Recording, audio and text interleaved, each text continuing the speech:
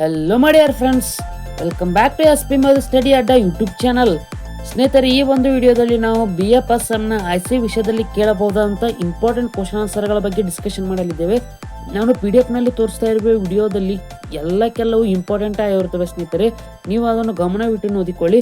ಏನು ಓದಿಕೊಳ್ಳಬೇಕು, ಎಷ್ಟೆಲ್ಲ ಓದಿಕೊಳ್ಳಬೇಕೆಂಬುದರಲ್ಲಿ ಕೆಲವರಿಗೆ ಸ್ವಲ್ಪ ಕನ್ಫ್ಯೂಷನ್ ಇರುತ್ತದೆ. ಅಂಥವ್ರು ಇದನ್ನು ಮೇಲಿಂದ ಮೇಲೆ ಇದನ್ನು ಓದಿಕೊಂಡ್ರೆ ಸಾಕು, ಹೆಚ್ಚಿನ ಅಂಕ ಗಳಿಸಲು ನಿಮಗೆ ಸಾಧ್ಯವಿರುತ್ತದೆ. ನಾನು ವಿಡಿಯೋ ತಡ ಮಾಡಿ ಹಾಕಲು ಕಾರಣವೇನೆಂದರೆ, ಇವತ್ತು ಗಣೇಶ ಚತುರ್ಥಿ ಅಲ್ವಾ, ಇವತ್ತೇ ನಾನು ಹಾಕಬೇಕೆಂದು ಡಿಸೈಡ್ ಮಾಡಿದ್ದೇನೆ. ನಿಮಗೆ ಯಾರಿಗೆಲ್ಲ ಗಣೇಶನ ಮೇಲೆ ಭಕ್ತಿ ಇದೆಯೋ ಅವರೆಲ್ಲರೂ ಕಮೆಂಟ್ನಲ್ಲಿ ಜೈ ಗಣೇಶಾಯ ನಮ ಅಂತ ಹಾಕಿ ನೋಡೋಣ ಎಷ್ಟು ಜನ ದೇವರ ಮೇಲೆ ಭಕ್ತಿ ಇದೆಯಾ ಅಂತ ನಾನು ತಿಳ್ಕೊಳ್ತೇನೆ. ಹಾಗಿದ್ದರೆ ಬನ್ನಿ, ಹೆಚ್ಚಿನ ಸಮಯ ವೇಸ್ಟ್ ಮಾಡದೆ ವಿಡಿಯೋ ಪ್ರಾರಂಭಿಸೋಣ. ಅದಕ್ಕಿಂತ ಮುಂಚೆ ನೀವೇನಾದರೂ ನಮ್ಮ ಯೂಟ್ಯೂಬ್ ಚಾನಲ್ಗೆ ಹೊಸವರಾಗಿದ್ದರೆ ನಮ್ಮ ಚಾನಲನ್ನು ಸಬ್ಸ್ಕ್ರೈಬ್ ಮಾಡಿಕೊಳ್ಳಿ. ಮತ್ತು IC ವಿಷಯದಲ್ಲಿ ಯಾರೆಲ್ಲ ವೀಕ್ ಇರ್ತಾರೋ ಅವರಿಗೂ ಸಹ ಈ ವಿಡಿಯೋವನ್ನು ಶೇರ್ ಮಾಡಿ ಅಂತ ಹೇಳ್ತಾ ಬನ್ನಿ ವಿಡಿಯೋ ಪ್ರಾರಂಭಿಸೋಣ.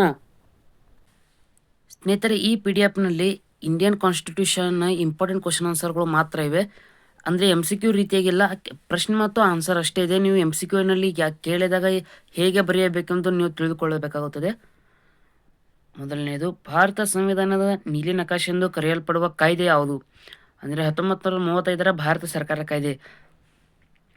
ಗಾಂಧೀಜಿಯವರು ಯಾವ ಪ್ರಸ್ತಾವನೆಯನ್ನು ಮುಂದಿನ ದಿನಾಂಕದ ಚಕ್ಕು ಎಂದು ಕರೆದಿದ್ದಾರೆ? ಕ್ರಿಪ್ಸ್ ಪ್ರಸ್ತಾವನೆ 1942ರಲ್ಲಿ ಬಿಡುಗಡೆಗೊಂಡಿದ್ದು. ಕ್ಯಾಬಿನೆಟ್ ಮಿಷನ್ ಜಾರಿಗೆ ಬಂದಿತ್ತು, ಯಾವಾಗ ಜಾರಿಗೆ ಬಂದಿತ್ತು ಮತ್ತು ಎಷ್ಟು ಜನ ಸದಸ್ಯರನ್ನು ಒಳಗೊಂಡಿತ್ತು? ಈ ರೀತಿಯಾಗಿ ಸಹ ಕೇಳಬಹುದು.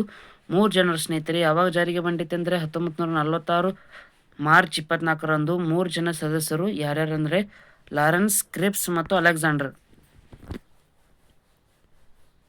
ಯಾವ ಆಯೋಗದ ಶಿಫಾರಸಿನ ಮೇರೆಗೆ ಸಂವಿಧಾನ ರಚನಾ ಸಭೆಯನ್ನು ರಚಿಸಲಾಯಿತು? ಕ್ಯಾಬಿನೆಟ್ ಮಿಷನ್ ಸ್ನೇಹಿತರೆ. 1946 ಕ್ಯಾಬಿನೆಟ್ ಮಿಷನ್ ಅಂದ್ರೆ ಅನ್ನಬಹುದು, ಕ್ಯಾಬಿನೆಟ್ ಆಯೋಗ ಎಂದರೂ ಸಹ ಅನ್ನಬಹುದು. ಭಾರತದ ಪ್ರಥಮ ಗವರ್ನರ್ ಜನರಲ್ ಯಾರು? William Bentinck. ಭಾರತದ ಮೊದಲ ವೈಸ್ರಾಯ್ ಯಾರು? ಸ್ನೇಹಿತರೆ ನೆನಪಿಟ್ಟುಕೊಳ್ಳಿ, ವೈಸ್ರಾಯ್ ಬೇರೆ, ಗವರ್ನರ್ ಬೇರೆ. ಗವರ್ನರ್ ಅಂದರೆ ಬಂಗಾಳದ ಗವರ್ನರ್ ಬೇರೆ, ಗವರ್ನರ್ ಜನರಲ್ ಬೇರೆ. ಅದೇ ರೀತಿಯಾಗಿ ವೈಸ್ರಾಯ್ ಬೇರೆ. ಗವರ್ನರ್ ಜನರಲ್ ಅಂದರೆ ಬಂಗಾಳ ಪ್ರಾಂತ್ಯ ಎಂದು ಕೇಳಿದ್ದಿರಲ್ವ, ಅದಕ್ಕೆ ಸಂಪೂರ್ಣ ಹೆಡ್ ಇದ್ದಾಗೆ ಅವನು. ಇನ್ನು ವೈಸ್ರಾಯ್ ಎಂದರೆ 1900 ಪ್ರಥಮ ಸ್ವಾತಂತ್ರ್ಯ ಸಂಗ್ರಾಮದ ನಂತರ ಬ್ರಿಟಿಷ್ ಭಾರತದ ಎಲ್ಲ ಸಂಪೂರ್ಣ ಆಡಳಿತ ಇಂಗ್ಲೆಂಡಿನ ರಾಣಿ ಕೈಯಲ್ಲಿ ಹೋಯ್ತಲ್ಲ, ಅದು ಹೋದ ನಂತರ ಇಂಗ್ಲೆಂಡಿನ ರಾಣಿ ತನ್ನ ಪ್ರತಿನಿಧಿಯಾಗಿ ಭಾರತಕ್ಕೆ ಒಬ್ಬರು ಆಡಳಿತಕ್ಕೆ ಕಳಿಸುತ್ತಾರೆ. ಅವರನ್ನೇ ನಾವು ವೈಸ್ರಾಯ್ ಎಂದು ಕರೆಯುತ್ತೇವೆ. ಮೊದಲ ವೈಸ್ರಾಯ್ ಲಾರ್ಡ್ ಕ್ಯಾನಿಂಗ್ ಎಂದು ಗೊತ್ತಾಯಿತು. ಇನ್ನು ಭಾರತದ ಕೊನೆಯ ವೈಸ್ರಾಯ್ ಮೌಂಟ್ ಬ್ಯಾಟನ್ ಸ್ನೇಹಿತರೆ. ಇನ್ನು ಸ್ವತಂತ್ರ ಭಾರತದ ಮೊದಲ ಗವರ್ನರ್ ಜನರಲ್ ಅವರು ಮೌಂಟ್ ಬ್ಯಾಟನ್. ಇನ್ನು ಸ್ವತಂತ್ರ ಭಾರತದ ಮೊದಲ ಭಾರತೀಯ ಗವರ್ನರ್ ಜನರಲ್ ಯಾರಪ್ಪ ಅಂದರೆ ಸಿ ರಾಜಗೋಪಾಲಾಚಾರಿ. ಮೇಲಿನದ ಮೌಂಟ್ ಬ್ಯಾಟನ್ ಅವರು ಸ್ವತಂತ್ರ ಭಾರತದ ಮೊದಲ ಗವರ್ನರ್ ಜನರಲ್. ಇವರು ಸ್ವತಂತ್ರ ಭಾರತದ ಮೊದಲ ಭಾರತೀಯ ಗವರ್ನರ್ ಜನರಲ್ ಸ್ನೇಹಿತರೆ. ಯಾರು? ರಾಜಗೋಪಾಲಾಚಾರಿ. ಇನ್ನು ಸಂವಿಧಾನ ರಚನಾ ಸಭೆ ಚುನಾವಣೆಯನ್ನು 1946 ಜುಲೈ ತಿಂಗಳಲ್ಲಿ ನಡೆಸಲಾಯಿತು. ಸಂವಿಧಾನ ರಚನಾ ಸಮಿತಿಯ ಸದಸ್ಯರು ಪ್ರಾಂತೀಯ ಶಾಸನ ಸಭೆಗಳಿಂದ 296 ಜನ, ಇನ್ನು ದೇಶೀಯ ಸಂಸ್ಥಾನಗಳಿಂದ 93 ಜನ, ಒಟ್ಟು 389 ಜನ ಸ್ನೇಹಿತರೆ ನೆನಪಿಟ್ಕೊಳ್ಳಿ. ಇನ್ನು ಸಂವಿಧಾನ ರಚನಾ ಸಮಿತಿಯಲ್ಲಿನ ಸದಸ್ಯರ ಸ್ಥಾನಗಳು, ಇನ್ನು ಕಾಂಗ್ರೆಸ್ನಿಂದ 208, ಮುಸ್ಲಿಂ ಲೀಗ್ನಿಂದ 73, ಇತರೆ ಒಟ್ಟು 15 ಸ್ನೇಹಿತರೆ. ಪಕ್ಷೇತರ ಇತರ ಅಂತಾರಲ್ವ ಅದೇ. ಸಂವಿಧಾನ ರಚನಾ ಸಮಿತಿಯ ಸಭೆಗಳು ಎಷ್ಟು ಅಂದರೆ ಪ್ರಥಮ ಸಭೆ, ದ್ವಿತೀಯ ಸಭೆ, ತೃತೀಯ ಸಭೆ, ಒಟ್ಟು 3 ಸಭೆಗಳು ನಡೆದಿವೆ, ನೋಡಿಕೊಳ್ಳಿ. ಸಂವಿಧಾನ ರಚನಾ ಸಭೆಯ ತಾತ್ಕಾಲಿಕ ಅಧ್ಯಕ್ಷರನ್ನಾಗಿ ಆಯ್ಕೆ ಮಾಡಲಾಯಿತು ಸಚ್ಚಿದಾನಂದ ಸಿನ್ಹಾ ಸ್ನೇಹಿತರೆ. ಇನ್ನು ಸಂವಿಧಾನ ರಚನಾ ಸಭೆಯ ಅಧ್ಯಕ್ಷರು ಬಾಬು ರಾಜೇಂದ್ರ ಪ್ರಸಾದ್. ಸಚ್ಚಿದಾನಂದ ಸಿನ್ಹಾ ಅವರು ಸಂವಿಧಾನ ಸಮಿತಿಯ ತಾತ್ಕಾಲಿಕ ಅಧ್ಯಕ್ಷರಾಗಿದ್ದರು. ಇನ್ನು ಡಾಕ್ಟರ್ ಬಾಬು ರಾಜೇಂದ್ರ ಪ್ರಸಾದ್ ಅವರು 11/12/1940 ರಚನಾ ಸಮಿತಿಯ ಅಧ್ಯಕ್ಷರನ್ನಾಗಿ ಪುನಃ ಚುನಾಯಿಸಲಾಯಿತು ಸ್ನೇಹಿತರೆ. ಗೊತ್ತಾಯ್ತಲ್ವಾ? ಸಂವಿಧಾನ ರಚನಾ ಸಭೆಯ ಉಪಾಧ್ಯಕ್ಷರು ಯಾರು? HC ಮುಖರ್ಜಿ ಮತ್ತು TT ಕೃಷ್ಣಮಾಚಾರಿ. ಸಂವಿಧಾನ ರಚನಾ ಸಮಿತಿಯ ಸಲಹೆಗಾರರು ಯಾರು? ಸ್ನೇಹಿತರೆ ನೆನಪಿಟ್ಟುಕೊಳ್ಳಿ, MN ರಾಯ್ ಅವರೇ ಬೇರೆ, ಇನ್ನು BN ರಾವ್ ಅವರೇ ಬೇರೆ ಸ್ನೇಹಿತರೆ. ನಿಮಗೆ ಸಂವಿಧಾನ ರಚನಾ ಸಮಿತಿಯ ಸಲಹೆಗಾರರು BN ರಾವ್ ಸ್ನೇಹಿತರೆ. ಇನ್ನು MN ರಾಯ್ ಅವರು ಸಹ ಬರುತ್ತಾರೆ. ಅವರು ಯಾರಪ್ಪ ಅಂದರೆ ಪ್ರಥಮ ಬಾರಿಗೆ ಭಾರತ ಸಂವಿಧಾನಕ್ಕೆ ರಚನಾ ಸಮಿತಿಯ ಅಗತ್ಯವನ್ನು ಪ್ರತಿಪಾದಿಸಿದವರು MN ರಾಯ್. ನೆನ್ಪಿಟ್ಟುಕೊಳ್ಳಿ, ಇದರಲ್ಲಿ ಮೆನ್ಷನ್ ಆಗಿಲ್ಲ.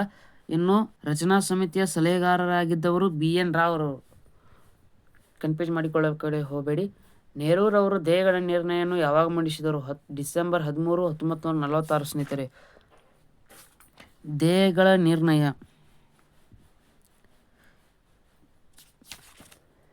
ಅವರು ದೇಹ ನಿರ್ಣಯಗಳಲ್ಲಿ ಮುಖ್ಯ ಪಾಯಿಂಟ್ಗಳು 7 ಸ್ನೇಹಿತರೆ. ಅದು ಬೇಕೆಂದರೆ ಹೇಳಿ ನೀವು ಕಮೆಂಟ್ ಮಾಡಿದ ನಂತರ ನಾನು ಮುಂದಿನ ವಿಡಿಯೋದಲ್ಲಿ ಅದೊಂದು ಫೋಟೋ ಹೊಡಿತೇನೆ, ಅಥವಾ ಮುಂದಿನ ವಿಡಿಯೋದಲ್ಲಿ ಡಿಸ್ಕ್ರಿಪ್ಷನಲ್ಲಿ ಅದು 7 ಮುಖ್ಯ ಪಾಯಿಂಟ್ಗಳು ಯಾವೆಂದು ಹಾಕುತ್ತೇನೆ ನಾನು. ಈ ದೇಹಗಳ ನಿರ್ಣಯವೇ ನಮಗೆ ಯಾವುದದು ಪ್ರಸ್ತಾವನೆಗೆ ಸಹಕಾರಿಯಾಗಿದೆ. ಸಂವಿಧಾನ ರಚನೆಗೆ ಸಂಬಂಧಪಟ್ಟಂತೆ ಎಷ್ಟು ಸಮಿತಿಗಳು ಇದ್ದವು? 22 ಸಮಿತಿಗಳು. ಕರಡು ಸಮಿತಿಯಾಗಿರಬಹುದು, ಸ್ಟೀರಿಂಗ್ ಸಮಿತಿಯಾಗಿರ್ಬೋದು, ಸದನ ಸಮಿತಿಯಾಗಿರ್ಬೋದು, ರಾಜ್ಯಗಳ ಸಮಿತಿಯಾಗಿರ್ಬೋದು, ಅಲ್ಪಸಂಖ್ಯಾತರ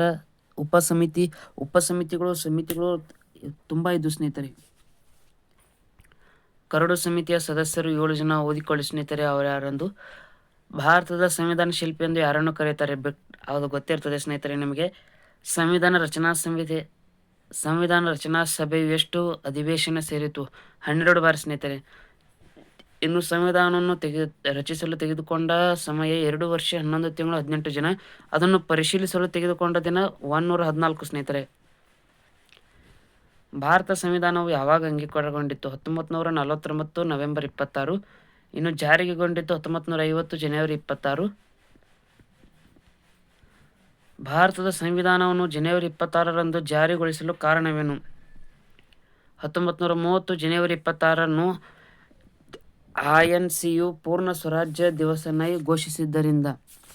INC ಅಂದರೆ ವೇಟ್ ಮಾಡಿ ಹೇಳ್ತೇನೆ. ಭಾರತ ರಾಷ್ಟ್ರೀಯ ಕಾಂಗ್ರೆಸ್. INC ಅಂದರೆ ಭಾರತದ ಇಂಡಿಯನ್ ನ್ಯಾಷನಲ್ ಕಾಂಗ್ರೆಸ್ ಎಂದರ್ಥ.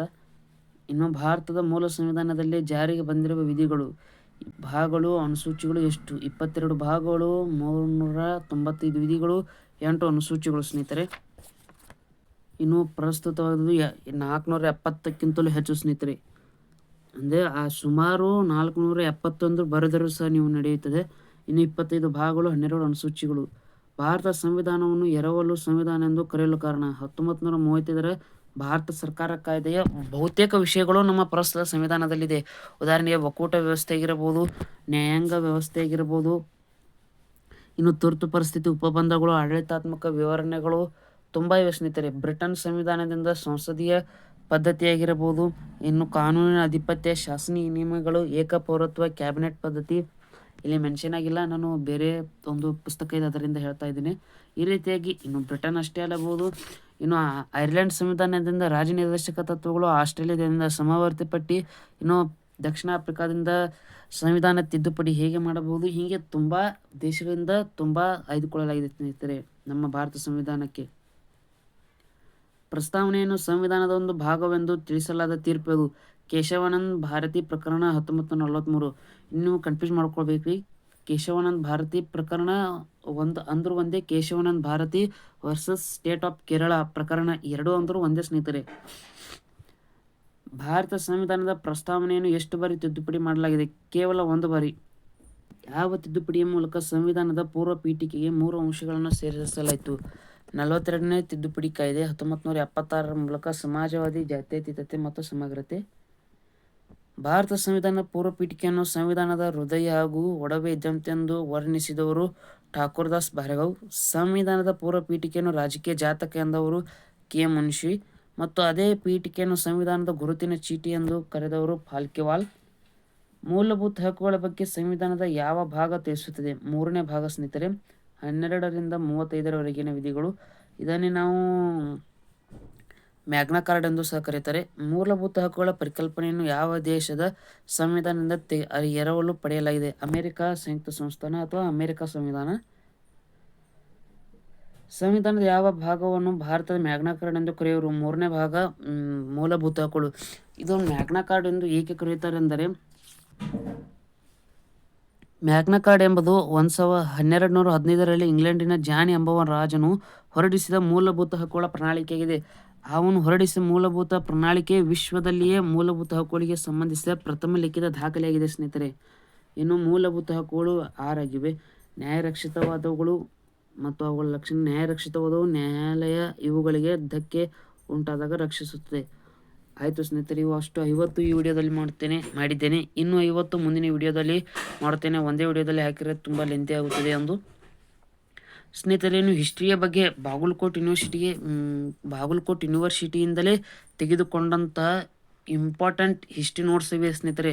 ಅದನ್ನು ನೀವು ಕಮೆಂಟ್ನಲ್ಲಿ ಕೇಳಿದರೆ ನಾನು ಹಾಕುತ್ತೇನೆ. ಮುಂದಿನ ವಿಡಿಯೋದಲ್ಲಿ ಸಾಧ್ಯವಾದರೆ ಆ ವಿಡಿಯೋ ಸಹ ಮಾಡುತ್ತೇನೆ. ಕನಿಷ್ಠ ಪಕ್ಷ ಒಂದು 50 ಕಮೆಂಟ್ ಬಂದರಾದರೂ ನಾನು ಆ ವಿಡಿಯೋ ಮಾಡಲು ಶುರು ಮಾಡುತ್ತೇನೆ. ಏಕೆಂದರೆ ಅವಶ್ಯಕತೆ ಇದ್ದರೆ ಮಾತ್ರ ಹಾಕಬೇಕು ತಾನೇ ಸ್ನೇಹಿತರೆ. ಆಯಿತು ಸ್ನೇಹಿತರೆ, ಈ ಒಂದು ವಿಡಿಯೋದಲ್ಲಿ ನೀವು ICA ಬಗ್ಗೆ ಹೆಚ್ಚಿನ ಮಾಹಿತಿಯನ್ನು ತಿಳ್ಕೊಂಡಿರಿ ಎಂದು ನಾನು ಭಾವಿಸ್ತೇನೆ. ಮುಂದಿನ ವಿಡಿಯೋದಲ್ಲಿ ಸಿಗೋಣ. Thank you, bye.